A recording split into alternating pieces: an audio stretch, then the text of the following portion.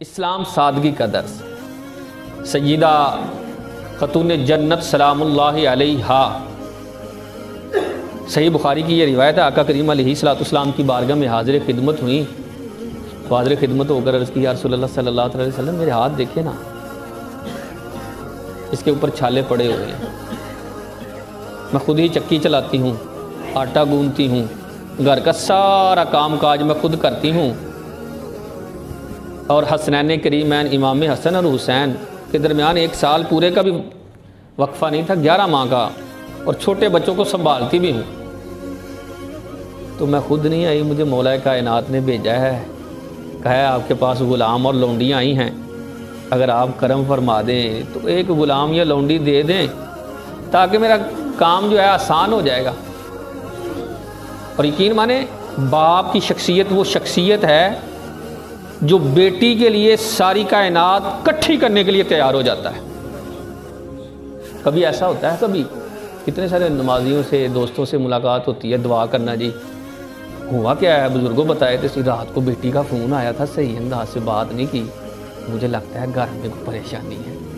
ساری رات اس بزرگ کو، اس باپ کو نیند نہیں آتی جس کو بیٹی کا فون آ جائے اور فون کے اندر اس نے بھی پریشانی بتائی ہی نہیں، صرف انداز سے باپ جو ہے وہ اندازہ لگا رہا ہے کہ اس کے گھر میں کوئی پریشانی ہے، اس کو ساری رات نیند نہیں آتی۔ تو پھر ادھر جائیں، قربان جاؤں آمینہ کے لال پر، یہاں وہ باپ ہے کہ جس کے در سے آج تک کوئی خالی ہاتھ گیا ہی نہیں ہے۔ عرض کی، اے اللہ کے سونے حبیب، کوئی غلام یا لونڈی عطا فرما۔ سرکار نے فرمایا نہیں فاطمہ،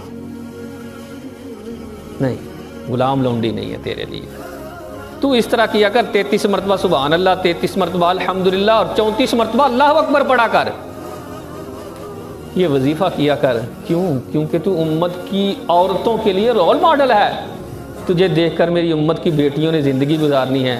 آج اگر تو غلام لے کر جائے گی، کل کو وہ بھی اپنے باپ سے یہ تقاضا کریں گی ہمیں نوکر دیا جائے، لیکن اگر تو سادگی کے ساتھ زندگی گزارنا شروع کر دے گی، گھر کے اندر خود ہی چکی چلائے گی، خود ہی آٹا گوندے گی، جھاڑو دے گی اور بچوں کی خود پرورش کرے گی، تو میری آنے والی بیٹیوں کو، میری امت کی بچیوں کو یہ درس مل جائے گا کہ خاتون جنت جو جنتی عورتوں کی سردار ہیں، سرکار کی بیٹی اور شہزادی ہیں، جب وہ خود کام کر سکتے ہیں تو ہم کیوں نہیں خود کام کر سکتے؟ یہ ہے سادگی، اسلام سادگی کا درس دیتا ہے۔ بلکہ مزید روایت کے اندر یوں بھی آتا ہے کہ گھر گئیں تو جا کر حضرت علی سے کہنے لگی، علی آپ مجھے ایک چرخہ لا دیں۔ کہا چرخہ کیا کرنا ہے؟ کہا میں سود کھاتا ہوں۔ کہا تیرے پاس تو کوئی ٹائم ہی نہیں ہوتا فاطمہ، میں سود کہاں سے کھاتا، سارا دن تو کام کرتی رہتی ہے، بچوں کے اندر کھپ جاتی ہے، سارا دن کھپنے اور کام کرنے کے باوجود جب رات آتی ہے تو ساری رات تو رب کی بارگاہ میں کھڑے ہو کر گزار دیتی ہے، تیرے پاس کہاں ٹائم ہے؟ کہا نہیں آپ لا دیں، میں کوئی ٹائم نکال لوں گی۔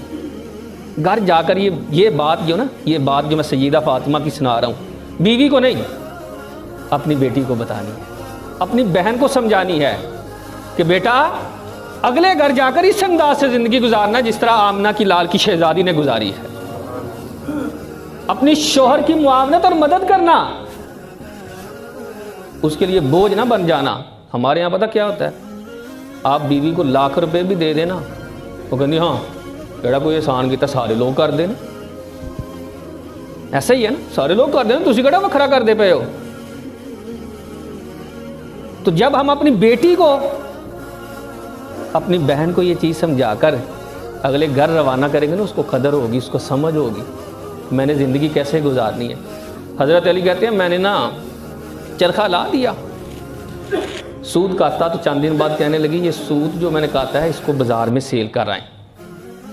میں نے سیل کیا تو 6 دینار کا سیل ہوا، میں 6 دینار لے کر آیا، فاطمہ جو تم نے سود کھاتا تھا 6 دینار، کہتے انہوں نے مجھے نا ایک سودے کی پرچی دے دی کہ یہ سودا لے آئے 6 دینار کا۔ میں نے لسٹ پکڑی اور بازار کی طرف چل پڑا، گھر سے نکلا، گلی کے اندر آیا تو ایک فقیر جو ہے نا وہ مانگ رہا تھا، اللہ کے نام پر مجھے کچھ دے دو، آج میں بڑی مشکل کے اندر ہوں، بڑی تنگی کے اندر ہوں۔ کہتے ہیں وہ بابا میرے پاس آ کر کہنے لگا تو علی ہے؟ میں نے کہا ہاں علی ہوں۔ کہا بڑا سنا ہے اہل بیت کے گھر کا، تمہارے در سے کوئی خالی ہاتھ نہیں گیا، میں تمہارے در پر آ گیا ہوں، مجھ پر قرض کا بوجھ ہے، اگر میں نے قرض ادا نہ کیا تو کل جو ہے وہ مجھے عدالت میں پیش کر دیا جائے گا، میری عزت تار تار ہو جائے گی، میرے پاس رہے گا ککھ نہیں۔ کہا بابا قرض ہے، اچھا کتنا دیا جائے تو کوئی معاملہ چل جائے گا؟ بابا کہنے لگا جی 6 دینار۔ بات سمجھ میں آ رہی؟ جڑے سر بھی تھوڑے جے ہلا نے تھوڑے جے اور ہلا دو۔ 6 دینار کل اثاثہ، کل اماؤنٹ جو آپ کی جیب میں تھی نا ساری کی ساری نکال کر 6 دینار اس بابے کو دے دی۔ لے ابھی بابا، یہ چھوٹی بات نہیں ہوتی۔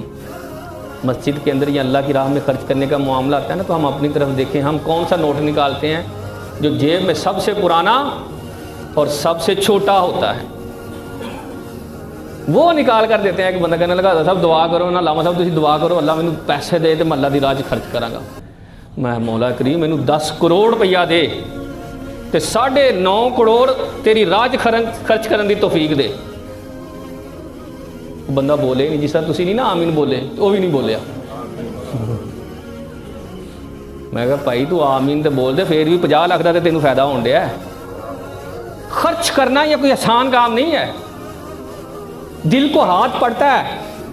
دینی معاملات میں آپ ویسے شادیوں پر، دوستوں میں، اپنی جو ہے وہ برادری کے اندر، دیگر معاملات میں تو ہم بڑے دریغ ہو کر خرچ کرتے ہیں۔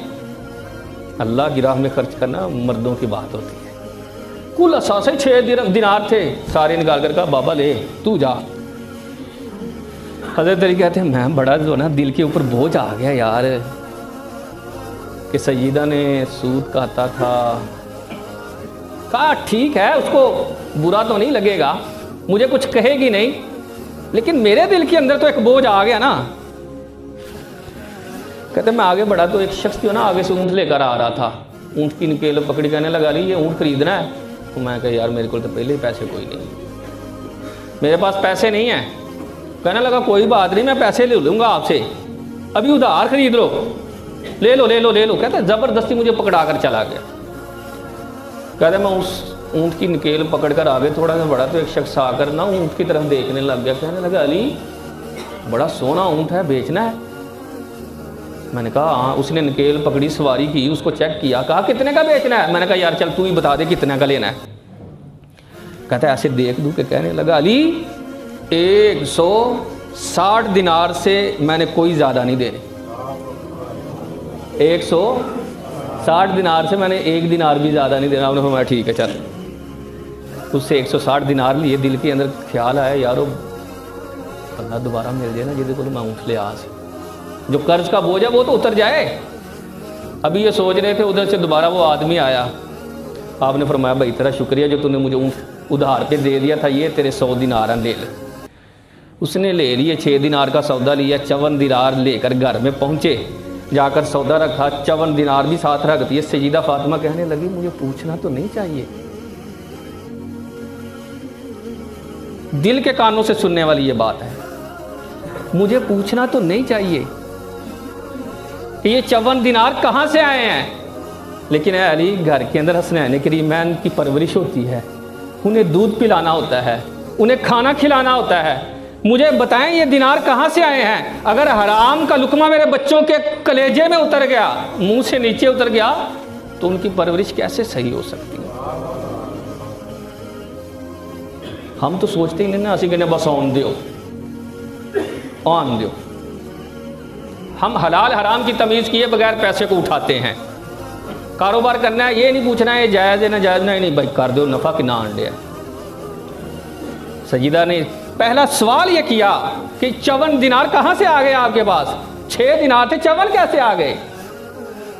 ساری بات کیا سنائی تو سیدہ فاطمہ مسکرانے لگی، کہا علی ایسا نہیں کرتے کہ پہلے جا کے سرکار کو یہ بات بتائیں کہ اللہ نے کیسے ہماری جو ہے وہ مدد فرمائی ہے، نصرت فرمائی ہے۔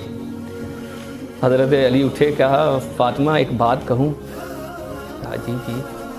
کہا جب یہ معاملہ ہوا تھا نا، میں گھر کی طرف آ رہا تھا، مجھے اس وقت ہی خیال آیا تھا فاطمہ نے سب سے پہلے یہی کہنا جا کر یہ معاملہ سرکار کو پہلے بتا کے آئے۔ کہتا ہے میں مسجد کے اندر داخل ہوا، سرکار بیٹھے ہوئے تھے صحابہ کے درمیان، میں نے قدم رکھا تو سرکار میری طرف دے کر مسکرانے لگ گئے۔ کہا علی دیکھا ہے میری بیٹی کے 6 دیناروں کی کتنی برکت ہے، دیکھا ہے میری بیٹی کے 6 دیناروں کی کتنی برکت ہے۔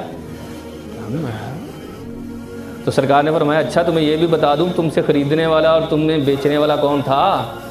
کہا بتا دیں۔ سرکار صلی اللہ علیہ وسلم اس پر ارشاد فرمایا جس نے تمہیں اونٹ بیچا نا وہ میکائیل تھا، جس نے تم سے خریدا وہ جبرائیل امین تھا۔